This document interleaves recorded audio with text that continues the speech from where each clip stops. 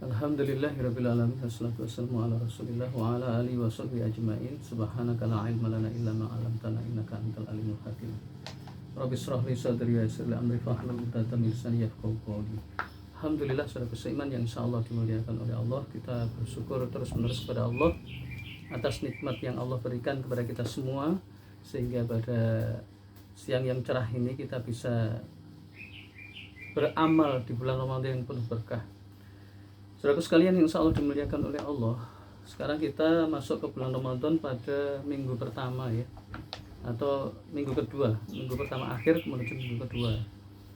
Sebenarnya ini agak sedikit terlambat, tapi tidak mengapa, karena sungguhnya masalah bulan Ramadan ini atau persoalan seputar bulan Ramadan ini terus-menerus ditanyakan umat Islam, karena memang kuncinya adalah kita harus belajar ya.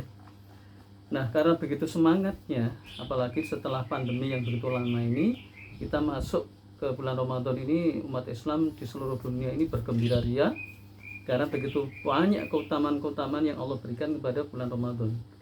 Bahkan bulan Ramadan itu memiliki nama sekitar 17 lebih, atau sampai 20 ya, mulai dari Syahrul Sabr, Syahrul Siyam, Syahrul Shadaqah, Syahrul Ta'awun, Syahrul Saidus Suhur, dan seterusnya. Nanti insya Allah kapan-kapan kita buat sebuah episode tertentu nama-nama bulan Ramadan yang memiliki keutamaan yang luar biasa. Nah, pada kesempatan kali ini ya, ini kita ingin sampaikan kepada tengah-tengah umat, ini menjadi sebuah amal jariah. Umat ini terlalu tidak mau belajar kali ya, atau mungkin maunya yang instan, apalagi di zaman sekarang ya, tidak membaca, tidak mau bertanya, jadi maunya instan, yang ikuti pola yang apa adanya. Nah, pada kesempatan kali ini kita ingin sampaikan kesalahan-kesalahan di bulan Ramadan yang ini terus terjadi tiap tahun ya, kuncinya karena memang belajar ya. Dan Al-Fakir sendiri telah melakukan kesalahan 20 tahun yang lalu. Saya sering menyampaikan hadis-hadis yang salah, yang itu saya baca ketika waktu kecil, ketika saya ngaji di kitab pesantren maupun di kitab masjid-masjid, surau-surau di kampung, sehingga ketika kita dewasa menyampaikan apa adanya, padahal hadis itu salah. Nah, 10 tahun yang lalu saya beli kitab atau buku karyangan Profesor Dr. Kiai Haji Ali Mustafa Yaakob MA. Jadi beliau ini almarhum ya. Beliau adalah salah satu orang yang paling pintar di Indonesia masalah spesialis hadis. Beliau adalah imam besar Masjid Istiqlal Jakarta ini, dan merupakan spesialis hadis yang Masya Allah luar biasa, tidak ada tandingannya. Karena karya-karya beliau itu begitu banyak, sehingga kita dapat ngalap berkah. Jadi saya ngalap berkah ke beliau, dan mudah-mudahan amal jariah ini khususnya untuk kita yang menyampaikan, kemudian untuk beliau dan kepada murid-muridnya, kepada santri-santrinya begitu banyak sekali. Beliau punya pesantren di Ciputat, di Darussunnah. Pertama, hadis yang sering disampaikan oleh para mubalik, para penceramah, para kiai atau asatid atau habaib yang tidak spesial di bidang hadis itu, pertama adalah, sebenarnya banyak ya, cuman kita ringkas saja ya, yakni man fariha bidukhuli Ramadan haramallahu jasadu ala niron. Ini Masya Allah, dulu saya menyampaikan hadis ini juga 20 tahun yang lalu, sebelum saya mendapatkan kitab atau karya dari almarhum ya, Profesor Dr. Muhammad Kiai Haji Mustafa Yaakob ya. Jadi ini adalah luar biasa. Jadi saya bersyukur sekali ketemu karangan beliau ini, Masya Allah ya. Sekali lagi mudah-mudahan ilmu ini ke beliau ya, pahalanya ke beliau meskipun beliau sudah meninggal dunia. Jadi man fariha sapa wonge, bergembira, siapa saja yang bergembira bidukhuli Ramadan, dengan masuknya bulan Ramadan ya.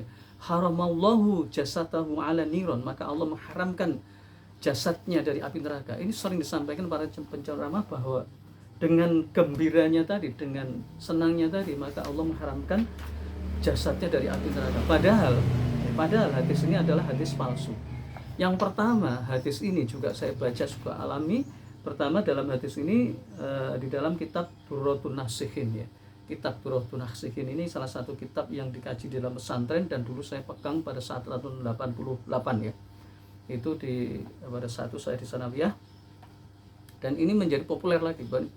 Para penceramah, para mubalik, para asatid sering menyampaikan kitab-kitab Durratun Nasihin, yang kitab itu sebenarnya luar biasa, kitab yang melembutkan hati, kitab yang penuh dengan nasihat-nasihat bijak. Sayang banyak hadis palsunya, dan ini yang harus belajar.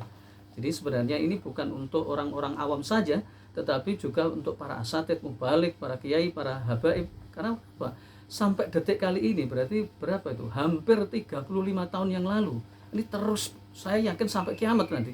Karena orang itu kecenderungannya itu malas untuk belajar. Sekali lagi untuk para asatid, mubalik, di tengah-tengah kesibukan kita mencari nafkah, di tengah-tengah kita berdakwah, di tengah-tengah kita ceramah di mana-mana, pelajarilah hadis-hadis Rasul yang benar. Karena sungguhnya kalau kita menyampaikan sesuatu yang salah, tentu kita juga dapat amal jariah yang buruk ya.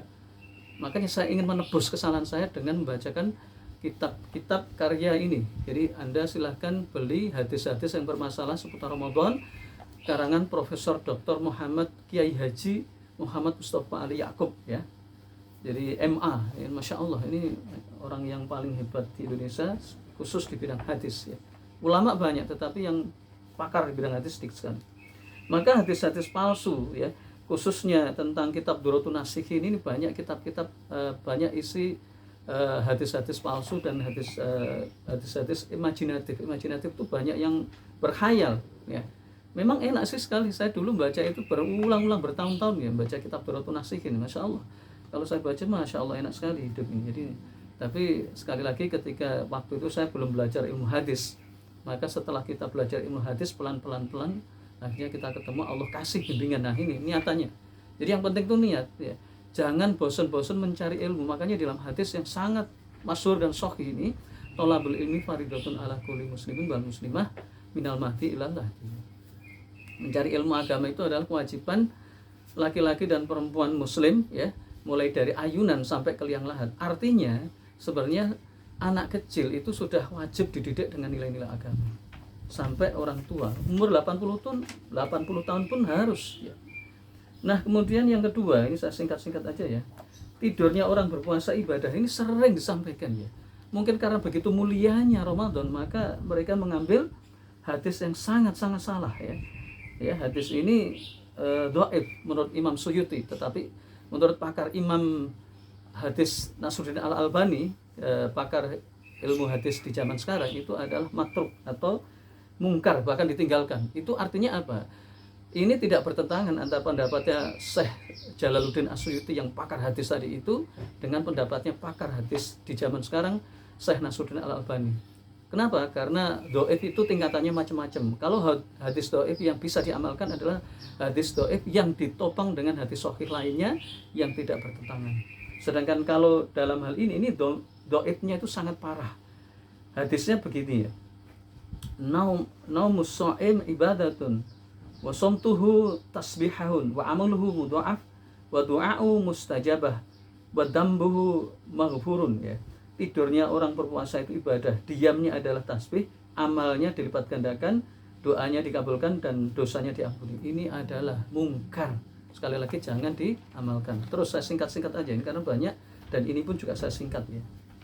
Nah, kemudian ada ini yang sering juga disampaikan oleh para penceramah sampai orang terkenal, para artis, para ustadz mubalik yang terkenal pun nggak lepas dari sebuah kesalahan. Sekali lagi kuncinya adalah belajar.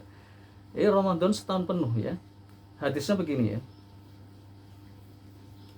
Ani bin Abbas radhiyallahu anhuma annahu qala sami'tu Rasulullah Muhammad sallallahu alaihi wasallam yaqulu lau ta'lamu ummati ma fi Ramadan latamannau an takuna sanatu kulluha Ramadan ya. Dari Ibnu Abbas radhiyallahu anhuma, dia berkata, saya mendengar Rasulullah SAW bersabda, seandainya umatku mengetahui pahala ibadah bulan Ramadan, niscaya mereka menginginkan agar 1 tahun penuh sebagai bulan Ramadan. Ini sering disampaikan. Ini hadis tidak boleh dipakai ya. Jadi hadis ini juga ada di kitab Durratun Nasikhin. Masya Allah, Masya Allah, Masya Allah ya. Sekali lagi Masya Allah. Dan ini para khotib mubalik, Anda jangan sibuk kesana kemari ya. Anda belajarlah ya. Ini kalau orang awam wajar, orang awam nggak mau belajar, maunya enak-enak. Ini juga untuk orang awam ya. Jangan sampai kalian menyesal dengan banyak amalan kemudian Anda tidak mengamalkan dengan penuh. Ini adalah hadis yang tidak benar ya. Kemudian berikutnya adalah silakan untuk mempertajam itu bisa membaca di kitab karangan beliau Profesor Dr. Muhammad Kiai Haji Muhammad Ali Ya'qub MA ya. Dan seterusnya ini saya singkat-singkat yang berkaitan dengan Ramadan saja ya. Dan ini juga yang hadis berikutnya ini sering disampaikan para penceramah, para mubalik. Masya Allah, ya Allah, saya sedih juga ya. Dulu saya menyampaikan berapi-api ya, sekarang saya tobat ya. Maka teks hadis itu begini ya. Awalu syahrin Ramadhana rahmatun wa usatuhu maghfiratun wa akhiruhu aitqum minan nar. Nah ini sering sekali. Ramadan itu diawali dengan rahmat dan pertengahannya adalah maghfirah dan diakhiri dengan atau 10 terakhir dengan itqum minan nar. Itu hadisnya palsu atau mungkar ya. Maka itu adalah tidak benar. Hadis diriwayatkan dari Uqaili ya. Maka di sini ada Uqaili dalam kitab Ad-Du'afa ya. Juga di kitab-kitab lain itu ditulis, termasuk Al-Khatib Imam Khatib Al-Baghdadi ya, di dalam Tarikh Baghdad atau Dailami dan Ibnu As-Sakir ya. Nah, kemudian Imam Asy-Syuyuti menilai hadis ini dhaif ya.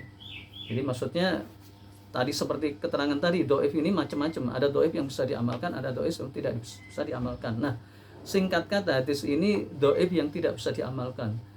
Kalau dhaif yang bisa diamalkan itu adalah dhaif yang ditopang dengan hadis-hadis lain yang kuat, dan dhaif itu tingkatannya juga macam-macam ya. Makanya kita harus waspada dan hati-hati ya. Kemudian ada juga yang lainnya ya, yang sebenarnya juga masih banyak ya, termasuk mencari ilmu ke negeri Cina, tolak imbal pisin itu itu bukan hadis tuh, palsu itu artinya. Masya Allah, dan ini yang sering kita sampaikan bahwa kita ini disuruh kenapa harus belajar. Paling tidak kalau orang belajar, kalau toh salah itu insya Allah akan diampuni oleh Allah. Kenapa? Karena dia belajar. Wajar ya, jangankan kita yang banyak dosa, banyak salahnya. Imam Syafi'i, Imam Hambali dulu juga melakukan hal-hal yang salah ya, dan itu pun ya diampuni. Kenapa? Karena memang ya belajar. Kalau tidak belajar tidak akan diampuni. Baik, berikutnya ini kita singkat bahwa hadis mungkar yang berikutnya ya adalah kemuliaan waktu dalam bulan Ramadan dan 10 hari pertama dan pada bulan Zulhijjah. Dalam hadis marfu Salman Al-Farisi yang telah diriwayatkan dalam pembahasan keutamaan bulan Ramadan, itu redaksinya begini ya. Siapa saja yang mengerjakan amalan sunnah dan sekian amal kebaikan pada bulan Ramadan, maka seakan-akan ia telah melaksanakan ibadah fardu pada selain bulan Ramadan. Selain itu, siapa saja yang mengerjakan amal wajib padanya, maka ia seperti melaksanakan 70 amalan wajib pada selain bulan Ramadan. Masya Allah, ini hadis mungkar ya. Ini sering, bahkan kemarin saya mendengarkan seorang khotib sebelum Ramadan, akhir Sa'ban ya, itu menyampaikan hadis ini. Masya Allah, Masya Allah. Makanya ini penting saya sampaikan karena supaya orang tidak terlalu terbuai dengan hadis-hadis yang mungkar, hadis palsu ya, hadis matruk ya, hadis dhaif jidan ya. Insyaallah. Coba di sini kesimpulan dalam hadis yang terakhir ini adalah siapa saja yang mengerjakan amalan sunnah ya, amalan sunnah dan sekian kebaikan pada bulan Ramadan, seakan-akan dia melaksanakan fardu ya. Ini pahalanya maksudnya. Ini nggak boleh ya, atau jangan diyakini ya. Kemudian apabila dia mengerjakan amal wajib kayak puasa, kayak sholat ya, atau yang wajib-wajib ya, maka seolah-olah dia melaksanakan 70 amalan wajib pada selain Ramadan. Ya nggak bisa ya. Artinya hadis palsu itu ciri-cirinya begini ya. Pertama, hadisnya hiperbola. Hadis hiperbola itu tidak masuk akal secara ilmiah, ilmu hadis atau logika begini. Kalau seorang melakukan satu amalan kemudian diampuni 7 langit 7 bumi, ya itu nggak boleh. Apalagi berkhayal. Nah, jadi dulu gini loh ya, agama-agama selain Islam itu sukanya berkhayal. Kamu masuk ini aja nanti kamu masuk surga. Ya enak dong, nggak ngapa-ngapain masuk surga. Itu namanya hadis imajinatif ya. Jadi kalau saudaraku sekalian menemukan hadis-hadis hiperbola, maka jangan langsung dipercaya. Lakukan boleh, tetapi bertanya dulu ya. Bertanya kira-kira bagaimana ini. Yang kedua, hadis itu juga tidak masuk akal. Kalau tadi hiperbola ya, berlebih-lebihan. Yang kedua tidak masuk akal. Misalnya biasanya di kitab Riyadhus Shalihin itu dikatakan percakapan bumi dan langit itu sering banyak sekali. Karena saya dulu sering baca sehingga terjadilah percakapan ya isinya itu tidak masuk akal. Langit dan bumi bercerita dan seterusnya itu hadis yang sangat-sangat lemah, bahkan harus ditinggalkan. Maka saudaraku sekalian, mumpung kita di bulan Ramadan, mari kita berbenah diri untuk melakukan kebaikan. Nah, bagaimana sikap kita dalam hal sikap ini? Yang pertama, kita pakai hadis sahih aja, cukup ya. 2 hadis yang jelas. Pertama, man shoma ramadanan imanan wahtisaban ghufirallahu ma taqaddama min dhanbi. Itu hadis sahih di kitab Riyadhus Shalihin. Barang siapa yang berpuasa karena mengharapkan ridho Allah dan ampunannya serta pahala besok yaumul qiyamah, ghufirallahu ma taqaddama min dhanbi, maka Allah akan ampuni dosa-dosa yang telah lalu. Yang telah lalu itu dosa-dosa yang dosa kecil maksudnya ya, bukan semua dosa. Dosa itu macam-macam tingkatannya. Pertama, dosa yang hanya bisa diampuni oleh orang tua, itu namanya dosa birrul walidain atau su'ul walidain ya. Yang kedua adalah dosa yang bisa diampuni dengan mengembalikan uang yang diambil koruptor, para korupsi dan seterusnya. Dosa yang bisa diampuni dengan cara bekerja, itu pahalanya bagi orang pekerja dan seterusnya. Maka dosa-dosa kecil yang telah lalu bisa diampuni dengan berpuasa Ramadan ya, karena Allah SWT. Yang kedua adalah man qoma ramadanan imanan wahtisaban ghufirallahu ma taqaddama min dhanbi. Maka barang siapa yang melaksanakan qiyamul lail, salah satunya tarawih ya. Tarawih itu hanya ada di bulan Ramadan ya, atau tahajud atau sholat yang lain-lain di malam hari, karena semata-mata karena Allah, maka Allah ampuni dosa-dosa kecil yang telah lalu ya. Masya Allah, dosa kita kan banyak sekali, maka Allah ampuni. Nah, nanti berapa sih jumlah rakaat tarawih yang sebenarnya, nanti kita bahas pada episode berikutnya, karena banyak orang yang tidak paham, banyak orang bingung, masih banyak orang yang ragu dan seterusnya. Masya Allah. Sekali lagi, carilah ilmu meskipun harus lelah-lelah. Maka terakhir, kita bersungguh-sungguh kepada Allah bahwa yang paling benar adalah man shoma ramadanan imanan wahtisaban ghufirallahu ma taqaddama min dhanbi wa man qoma ramadanan imanan wahtisaban ghufirallahu ma taqaddama min dhanbi. Itu yang bisa kita sampaikan. Aku qouli hadza wa astaghfirullahaladzim, innahu wal ghafurur rahim.